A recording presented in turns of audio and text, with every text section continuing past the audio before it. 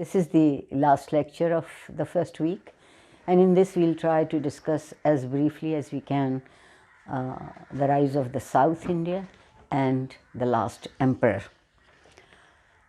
In the world history, you must have seen of any country that North always rises better than the South, because both of them are different in their characteristics.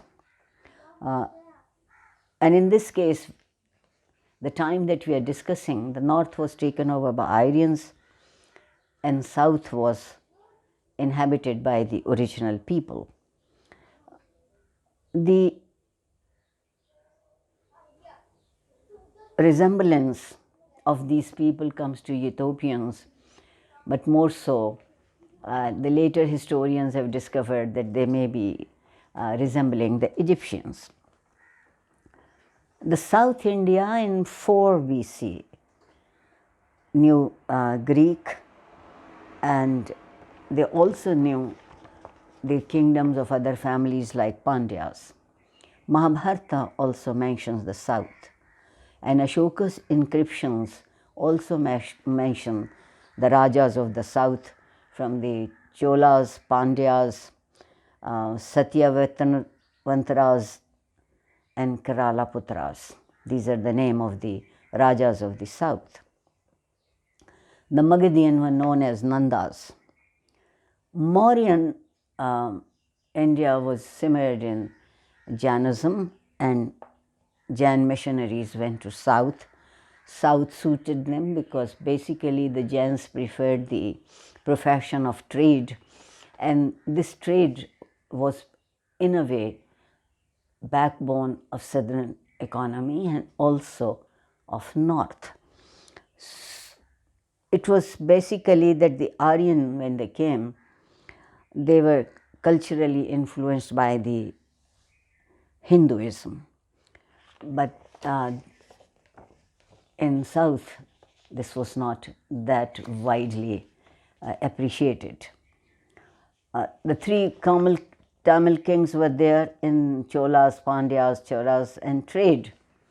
All of these kings continued the trade with South Asia, Middle East, and Eastern Mediterranean. So we can say that their knowledge about the rest of the world, across the waterways, the sea, it was a common knowledge to them. The question then thinks that what was happening between these smaller communities. Among them, Cholas emerged as an empire, and there was a tussle that ended both the kingdom and the people. They have to look towards something else. Chola period is has a position in history because of its South prehistoric times. Cholas, Karinkala, and ultimate Tamil hero. So we cannot say that the heroes were only in the North India. The South was equally making itself to be known for its worth, for its kingdom, and its economy especially. The change of capital, they chose a capital of a port city. People who were doing trade through seas and vessels, a port city would suit them the best. And this city then had the royal palace. Their agriculture was not neglected. Irrigation was there, water reservoirs were there, and dikes and canals were made. The South, about time, it became the end of Tamil cultural history, and the establishment of their rule marked the end of the Sangam epoch in Tamil cultural history. The 9th century, again, Cholas came back and they were already there as rulers in the time of Mauryan Emperor Ashoka in the 3rd century BC. So we can think that, and we can very easily summarize that South was not that much lacking behind the North. It was a good area for resources, and they were much more open to assimilation in different cultures, and that has happened with the Aryan culture also. The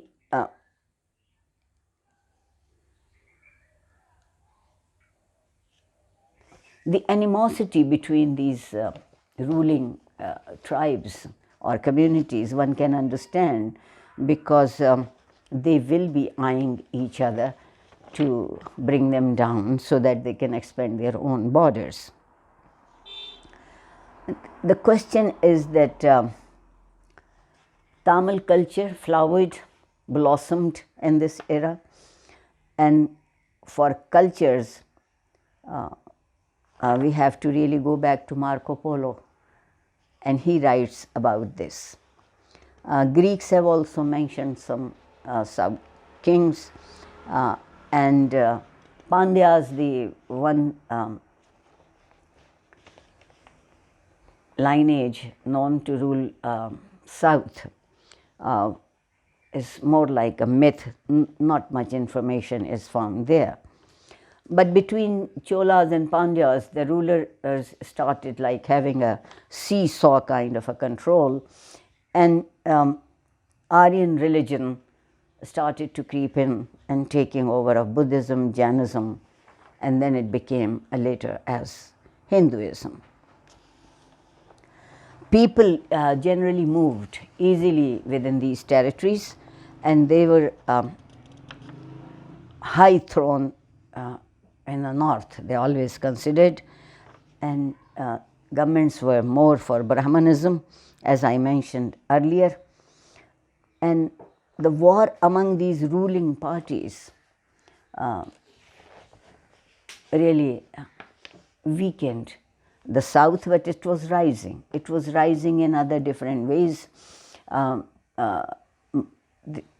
They were more into Buddhism and Jainism, Mahayana Buddhism, which was in China, Tibet, and Japan, and Hinayana, which was in most majority was in Sri Lanka. We can do one thing about it, that the South equally contributed towards the development of local languages and also the sculpture and the temple architecture. Now let me tell you a little about the last emperor of India, known as the Harsha. Harsha. This he belonged to one dynasty of Thanesar, Pushyabhuti dynasty. Let me tell you that these dynasties were not very large. Their area under their control was not expensive, but they were like tributary rajas ruling their own people. And people were very fearful with the strong and extended invasion of India by Aryans, culturally and religiously. Huns became a threat, and Harsha was not sure how to deal with it. Harsha's wrath is known in history. And why his wrath is known? Because he has to show his strength to his people and to others who were trying to take over. And he was accepting crossing of the people from one territories of a Raja to the another territory of a different Raja. Harsha was born in, they say, in the month of May or June, and that can explain of his strong personality. A book was written about him, Harsha Charita, which was later printed and translated in English. So this is basically a book of praise for Harsha, because he became the king of whole India. There were no divisions, there were no tributaries. Fragmentation started after Gupta Empire, but Harsha was one who ended this fragmentation and brought them under one rule.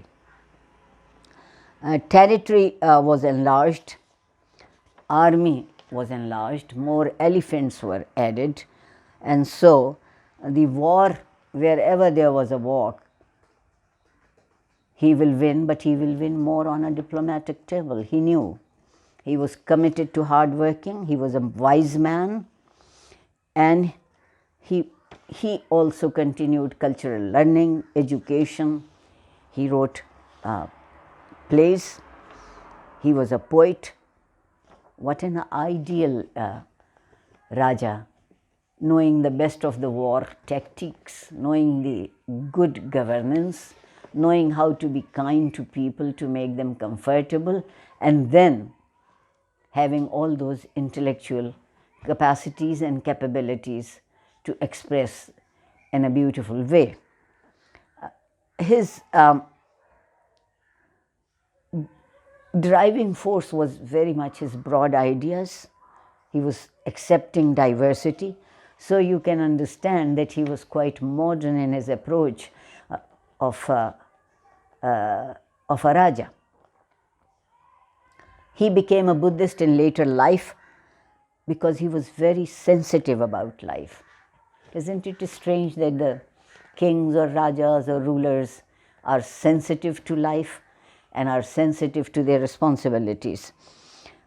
He was really very respectful to learning.